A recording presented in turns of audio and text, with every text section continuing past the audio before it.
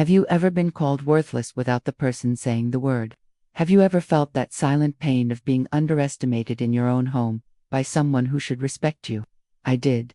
And to this day, the sound of that laugh echoes in my mind as if it happened yesterday. It was an ordinary afternoon. My grandson was playing on the living room rug, and my daughter-in-law Ashley was on her cell phone. As usual, she laughed out loud, as if sharing a funny secret, and said, "She won't even notice. She's old." At the time, I didn't understand. I only realized what that meant days later, when I saw the debit for almost 2,000 reais on my card statement, a purchase made in my name, with my money, for a designer handbag I couldn't even pronounce, and that's when the ground began to drop from under my feet. I'm Mabel, 74 years old. I've never been one to complain about life.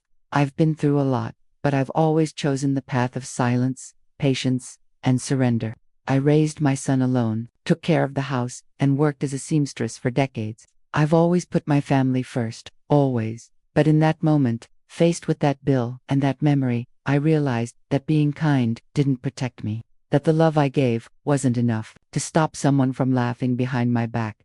And you know what hurt the most? It wasn't the money. It wasn't even the betrayal. It was the contempt. It was the certainty that, to her, I was just a silly old woman who wouldn't even know how to check a purchase at the bank. An invisible old woman, fragile, naive. But she forgot one detail. I've lived twice her age. And with that comes something no amount of money can buy: wisdom. I sat in that room for hours. I didn't cry. I didn't scream. I just took a deep breath and remembered the many sacrifices I'd made for that family. The Sunday lunches I'd prepared myself, the times I'd stayed with my grandson so she could go out with her friends, the sleepless nights when my son needed help, and now I was just an obstacle in her path, someone easily deceived. Have you ever been there? Have you ever felt like your love became a burden? That the more you give, the more they ignore you?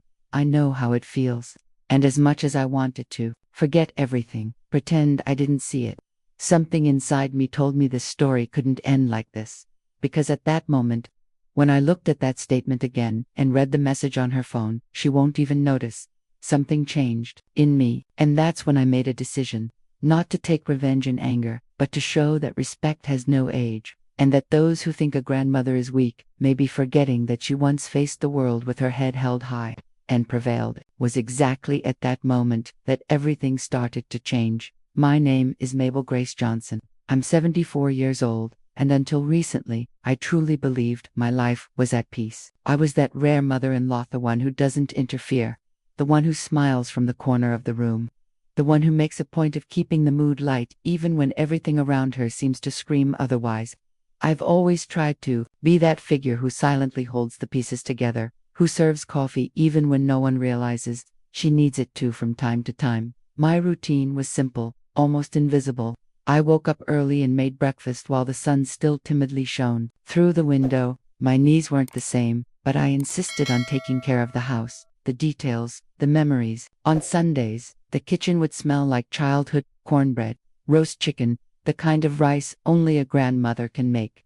I felt useful, needed, or at least I wanted to believe that little Ethan, my grandson, was my joy.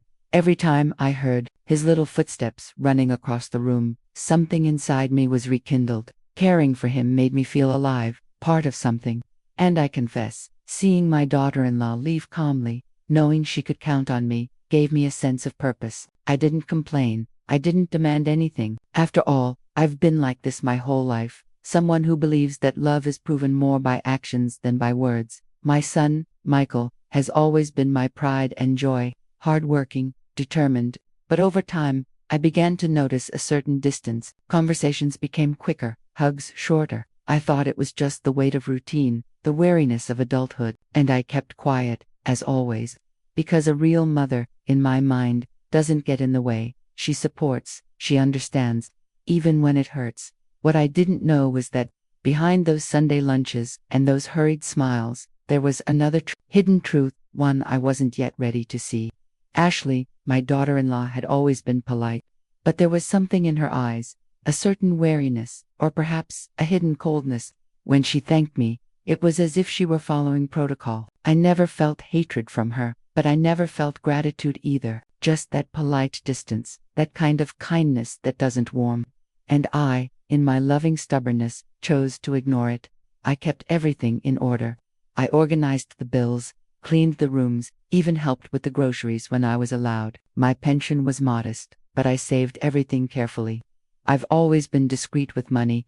I thought that by demonstrating control, I would avoid conflict. But what I didn't realize was that this attitude of mine, this "don't cause trouble" mentality, was paving the way for something much bigger, the loss of my place within my own story. There are betrayals that aren't made with shouts, they're silent. They happen behind the scenes of everyday life. They manifest themselves in small actions, in glances that are avoided, in favors that never return. And it was in this space of silence, in this seemingly stable routine, that disappointment began to take shape, little by little, almost imperceptibly, like a crack in the tile that one day turns into a fall.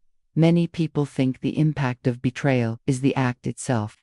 But what hurts most, what truly leaves a mark, is the transformation of the person you thought you knew, when trust turns into doubt, when surrender becomes unnoticed sacrifice. And it was at this point in the journey that I began to realize something was off. It wasn't just about the bag I'd bought. It was about everything that came before it, about the time, the affection, the presence, everything I'd given away thinking I was building a close-knit family. But some truths only emerge when we're forced to look them in the eye. And in that moment, between a lovingly served lunch and a bank account emptied behind my back, I finally saw what had been taken from me for so long, without fuss, without scandal, but with a coldness that cuts deeper than any words spoken aloud. And it was there, without anyone noticing, that something inside me began to change. It was around this time that the little signs began to appear. Things that, at first glance, might have gone unnoticed. A forced smile, an averted glance, a curt response in the middle of a conversation that wasn't even worth the tension. At first, I thought it was just fatigue.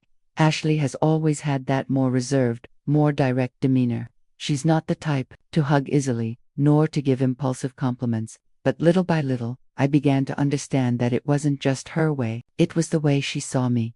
I remember one afternoon when she was with a friend in the living room, drinking coffee. I was coming from the kitchen, my hands still damp from the dishes, when I heard something that stopped me in my tracks. She doesn't even know how to use a cell phone, let alone know how to use a bank statement.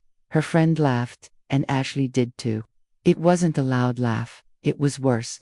It was that muffled laugh of someone who knows they're talking badly about someone in the same house, but believes they're safe. I froze. I smiled, as if I hadn't heard. I kept walking. But inside, something cracked. At that moment, I understood that to her, I was just another clumsy old lady, whose job was to take care of her grandson, wash the clothes, keep the house clean and, of course, provide a discreet retirement that could sometimes help with the bills, as long as no one knew.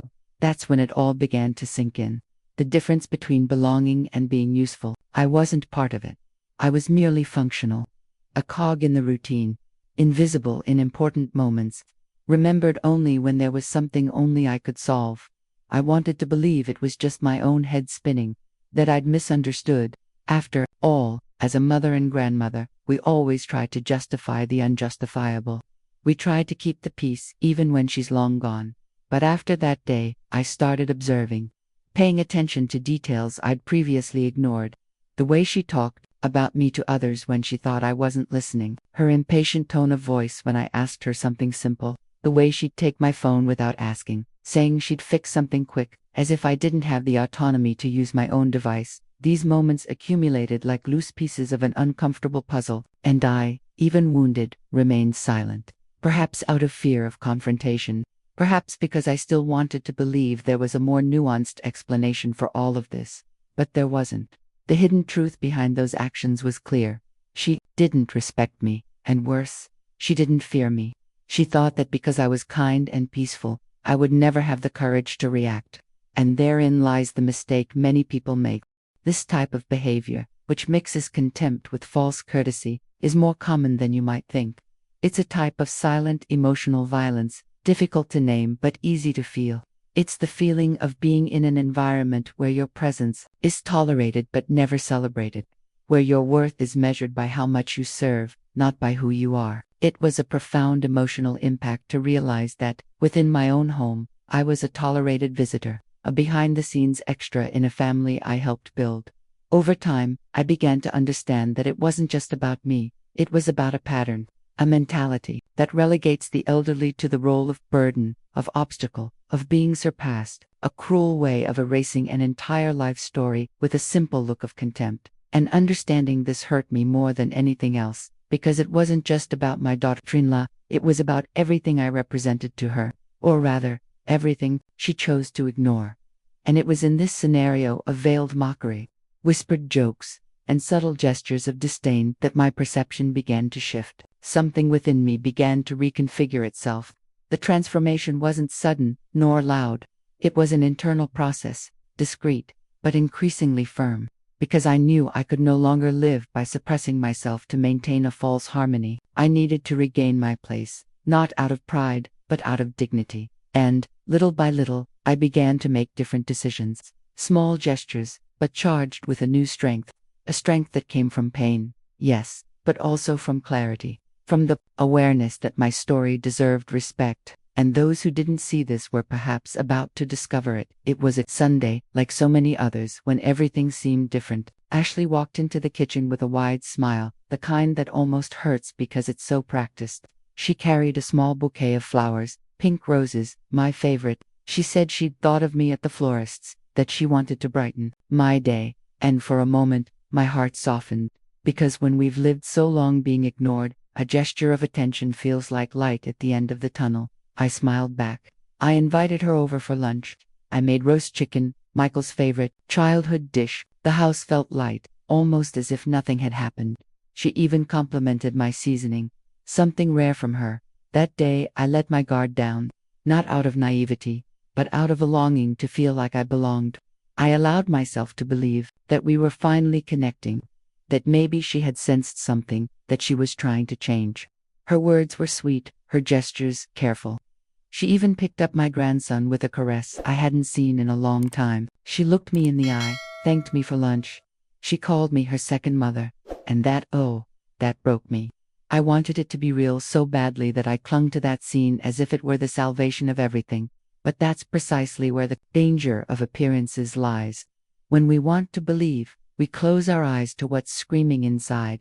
Because 2 days later, when I went to the bank to update my statement, I saw something that took my breath away. A large debit, almost $2,000, made to a designer store I couldn't even pronounce. My heart raced. I returned home, sat on the edge of my bed, the paper still trembling in my hand. I spent the entire morning trying to find a rationale, explanation. Maybe it was the bank's error. Maybe it was an old charge. Maybe anything, except what my instincts were already telling me. But there was no longer a question of doubt. It was confirmation of something I didn't want to see. That truce, that almost perfect Sunday, had been a performance. A carefully constructed play, to distract me, to make me vulnerable. Because only then would someone have the courage to use my card, with my electronic signature, without me noticing. And worst of all, without any guilt. The emotional impact of this revelation was overwhelming, not because of the money itself, because anyone who's spent decades managing a household alone knows that money comes and goes, but because of the breach of trust, the manipulation disguised as affection, the certainty that that hug, that bouquet, that luncheon, was all part of a script planned behind the scenes of a relationship I believed to be real. I began to replay every detail of that day. The way she'd grabbed my bag to help me put my phone away.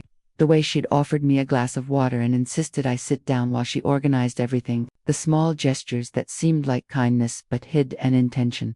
And that's when it finally hit me. That wasn't the first time. It was just the first time I realized it. From that moment on, my mindset shifted. Something inside me awakened. It wasn't anger, it was clarity. It was as if a blindfold had been removed and, for the first time in a long time, I was seeing the naked truth, the truth hidden behind the calculated gestures, the fake smiles, the words as sweet as poison, a truth that screamed, she thinks, you're weak. She's certain you'll never fight back. And her certainty was what made me stand up.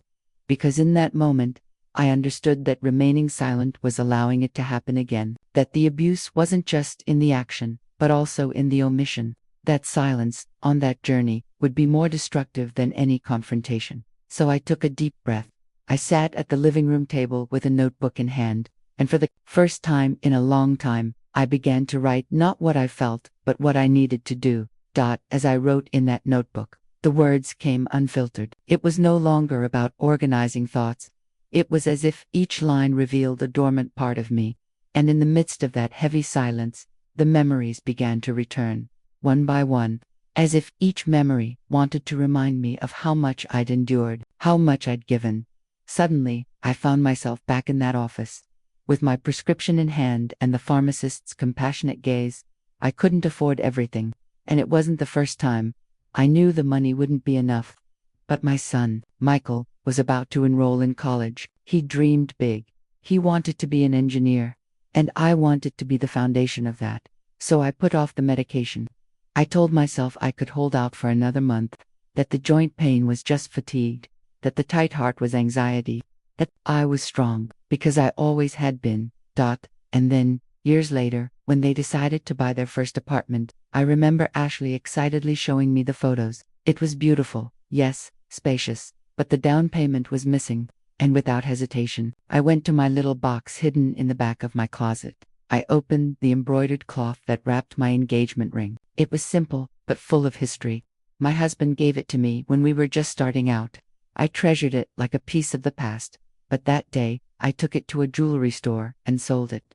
Without telling anyone, I returned home with the envelope in my pocket and a broken heart. It hurt, but I smiled, because I believed I was planting love, support, family. I think that was what destroyed me the most, realizing that this entire trajectory of silent sacrifices, of unconditional surrender, was now treated with mockery. They called me a silly old woman, as if the woman who sacrificed her own health, her own dreams, her most symbolic possessions, was just too naive to realize when she was being taken advantage of. That memory hit me like a punch, not out of regret, because I've never regretted loving, but out of understanding that that love, in that moment, was being used against me. A vulnerability transformed into weakness, a surrender transformed into an opportunity for abuse. And that realization pierced me in a way I'd never felt before. I began to see behind the scenes of my own story. Every act of giving, every sacrifice, every time I swallowed pain to maintain harmony, it was all there, sewn into my skin. I wasn't stupid, I was experienced. But being experienced, in a world that idolizes youth and discards wisdom, sometimes feels invisible. And that's what they made me feel, invisible, as if my journey no longer mattered, as if my presence only mattered when conveniently useful. And as I recalled all of this, what surprised me most was that I wasn't crying, because there was no room for tears there. There was clarity. There was an internal transformation taking place, a kind of strength that isn't shouted, but asserts itself in silence. I knew that pain needed to have meaning, that I couldn't allow my story to end with the mark of humiliation, that my narrative needed to be reclaimed, with the dignity of someone who has already built so much, and who still has much value to offer.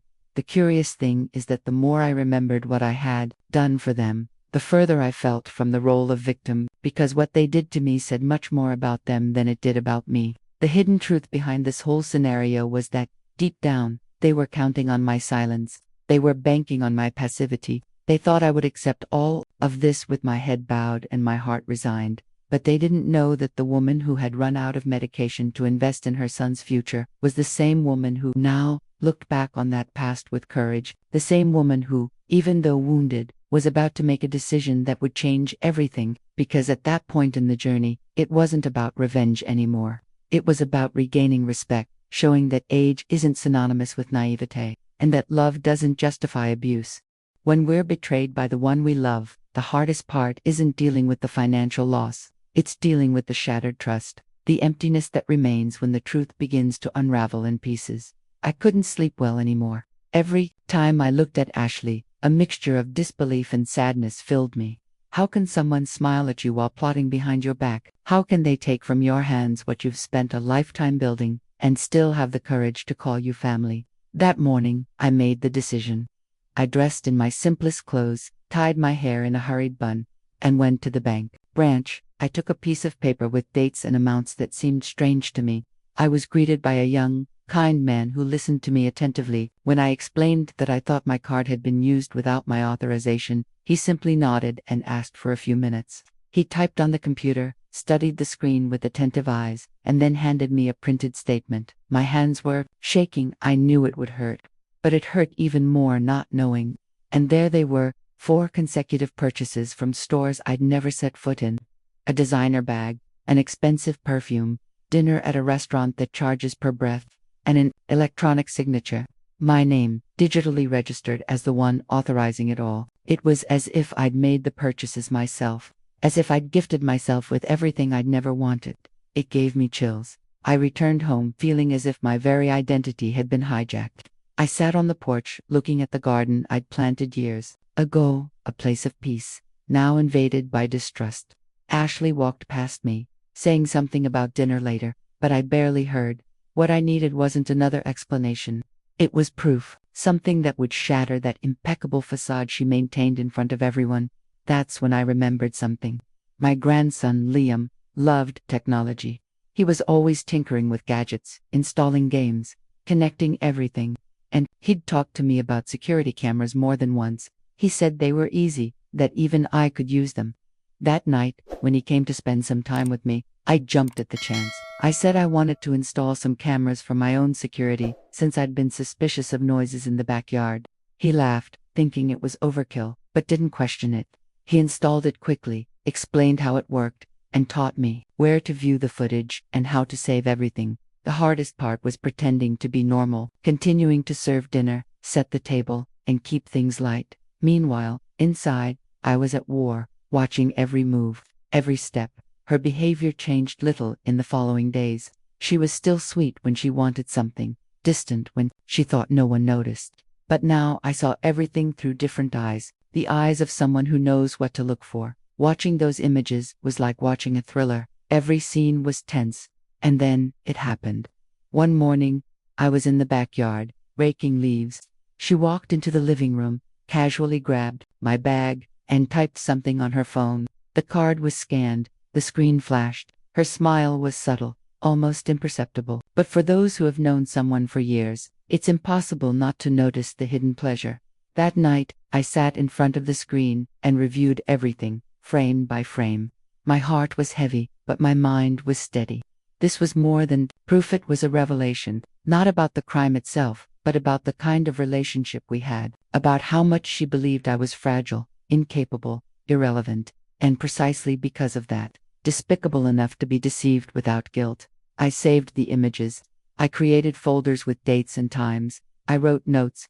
It was an almost therapeutic process, as if I were finally taking control of my story, no longer as a helpless woman, but as someone who understands her own worth, who knows the depth of her own journey, and who refuses to allow all of this to be erased for someone else's convenience. As I finished organizing everything, I realized it wasn't fear anymore. It was preparation.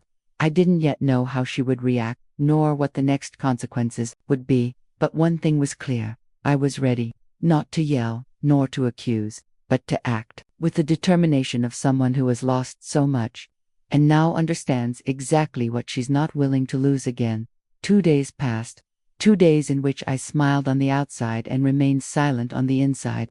2 days in which the house breathed a faint calm, as if nothing were happening. As if I were still that distracted lady who leaves her purse on the sofa without realizing what happens when she turns her back. But inside, I observed everything, and I knew the time would come. Truth, when it's about to emerge from the shadows, has a very particular way of announcing its arrival. And that's exactly what I felt that morning. Ashley walked through the door, as she always did, light, elegant, with a coffee in her hand and a smile on her face. She said something about the weather, complimented my blouse, called me cute in that honeyed voice she only used when she wanted to be friendly. I just smiled. I grabbed my cup, went to the kitchen, and left her alone for a few minutes. But I already knew. I knew what she would do. And this time, I was prepared. The camera installed on the living room sideboard captured everything. The image was clear. She approached my bag, opened it calmly, as if it were the most natural thing in the world. She took out the card, took her phone from her pocket, and took a selfie. Her, the card, and the new bag resting on her arm. A quick, almost automatic click. Then she typed something, probably in her friend's group. In the next image, she smiles, satisfied, and puts everything back, as if nothing had happened. That night, when I watched the video again, my heart pounded. It was no longer just a feeling, a suspicion, a vague fear. It was a fact. It was irrefutable proof. And more than that, it was the exact moment of the power shift. Because, until that moment, she believed she was in control, that I would never have the capacity to understand, to discover, to react. But now, with those images saved and organized, it was as if the entire narrative were being rewritten. The most curious thing was the message she sent in the group. Yes, because one of the screenshots I received from my neighbor, a lovely young woman who also belonged to the same social circle, showed exactly what Ashley had written. She has no idea I'm the one paying for these scholarships. The laughter in the caption, the emojis, the veiled mockery, it all stung. Not because of the sarcasm, but because of the certainty she had that I was invisible, inattentive, outdated. But she forgot one thing: a woman who raised a child alone, who worked twice as hard to maintain the dignity of an entire household, who endured silence, contempt, and ingratitude for the love of her family, doesn't forget how to fight.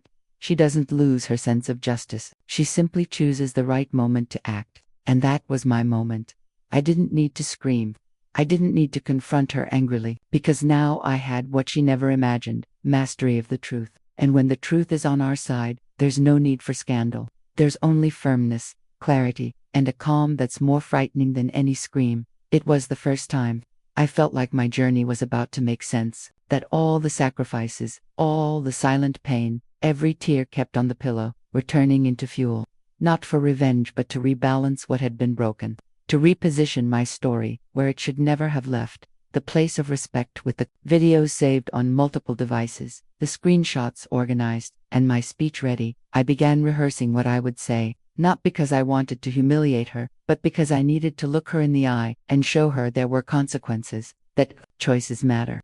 That trust is a bridge, and she had burned hers with gasoline and matches. Every detail of the plan was thought through calmly. It wasn't about shouting from the rooftops, but about transforming pain into decision. The transformation wasn't in the act of accusing, but in the attitude with which I would handle that revelation. The journey thus far had been lonely, but not empty. And now, I was no longer silent. I was the woman who, at 74, held the truth in her hands, and was ready to deliver it. The next morning, I awoke before sunrise. It was as if my body knew that this would be a different day, a day of transformation. I put on my most modest clothes, calmly tied my hair back, and grabbed the folder containing the videos, screenshots, bank statements, and everything else that proved what she had done. I no longer trembled. I didn't hesitate. I didn't wonder if I was overreacting. I knew, with all clarity, that this was necessary, not for revenge, but for justice. I walked into the police station with firm steps. The officer who helped me was experienced, the kind who wouldn't underestimate a woman just because of her age. I explained everything in detail, showed him the files, explained the circumstances. He listened to me respectfully. He asked questions, asked to watch the videos again, and finally, he said seriously, "You did the right thing. We'll file a police report right now." As he typed, I sat there, staring at the cold walls, thinking about how many stories like mine passed through there every day. How many women, how many elderly people, how many people were silenced by fear, shame, or family pressure. But in that moment, I realized the impact of my choice. I wasn't just reporting a robbery. I was breaking a cycle, giving voice to my pain and, who knows, to the pain of so many others who feel they have no way out. 2 days later, she was called to testify. She received a subpoena at home. And even there, with the paperwork in hand, she still tried to deny it. She said it was a misunderstanding, that it must have been a mistake, that maybe I had authorized it and then forgotten. But when they saw the videos, the screenshots, the selfie with the card and the purse, there was no way out. She had to return each item, cancel the purchase, and face legal action for misuse and misappropriation of assets. What surprised me most wasn't her reaction to the police, but the way she tried to change the narrative afterward. She tried to paint me as a confused, resentful old woman who had turned against her own family. She said I just wanted attention, that I was creating a story where there was no crime, just misunderstandings. But there, in the midst of all this, I was the one who seemed fragile, and she was the one who fell. Truth has this silent power. It doesn't need shouting, nor theatrics. It simply asserts itself. And that day, the truth asserted itself in a way that still resonates within me today. Not for the pleasure of seeing her shamed, but for the feeling that, finally, my voice had been heard, my worth recognized, my space reclaimed. For a long time, I believed that maintaining peace was more important than taking a stand, that forgiving certain things was a sign of wisdom. But I learned that there's a fine line between patience and submission, and that when that line is crossed, silence ceases to be a virtue and becomes complicity. It wasn't easy getting there, but it was liberating. After reporting it, some people walked away, others stayed by my side.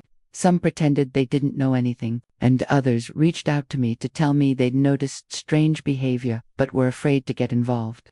I realized then that often, those who report an injustice end up being seen as the problem, but I didn't care.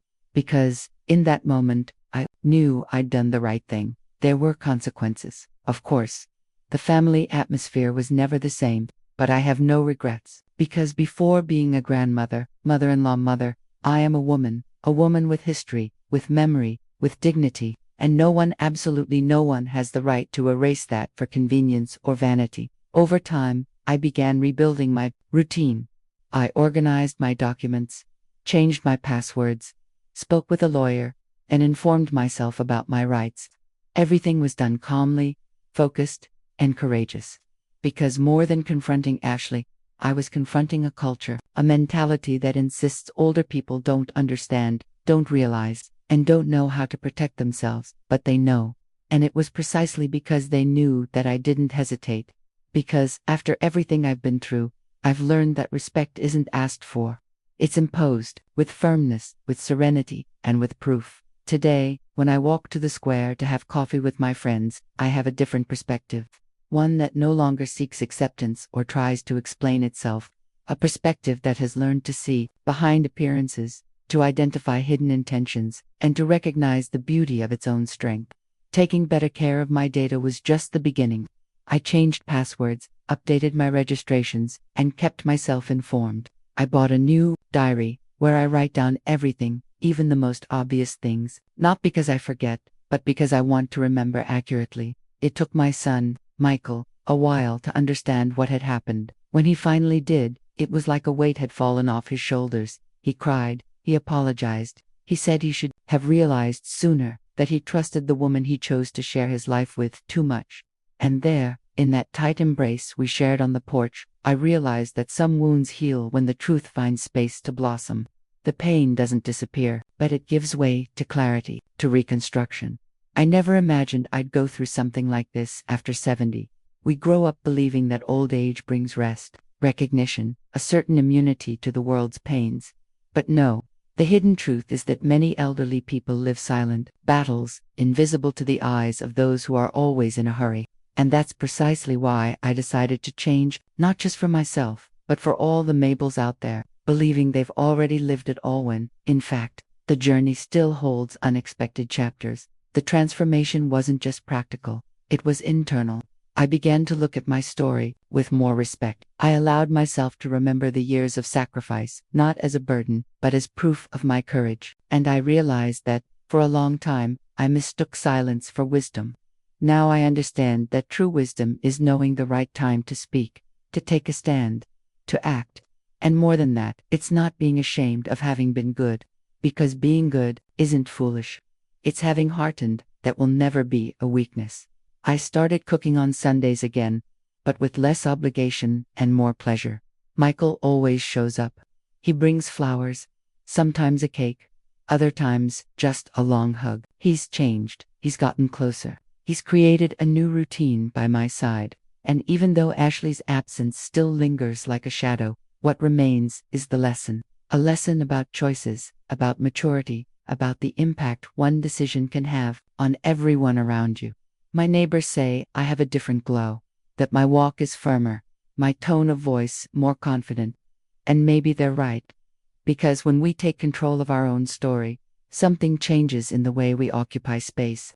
We no longer need to prove anything to anyone. We just need to exist with truth, with lightness, and with dignity. There are days when I wake up still feeling a pang in my chest. Broken trust can't be rebuilt overnight, but now I know how to deal with it. I have tools, I have awareness, and, above all, I have peace. The peace of someone who faced chaos and didn't lose their true essence, of someone who saw the backstage of falsehood and chose not to be like it. Experience brings this, a broader view of the world, a more refined perception of what's worthwhile, and, above all, an enormous capacity to forgive without forgetting.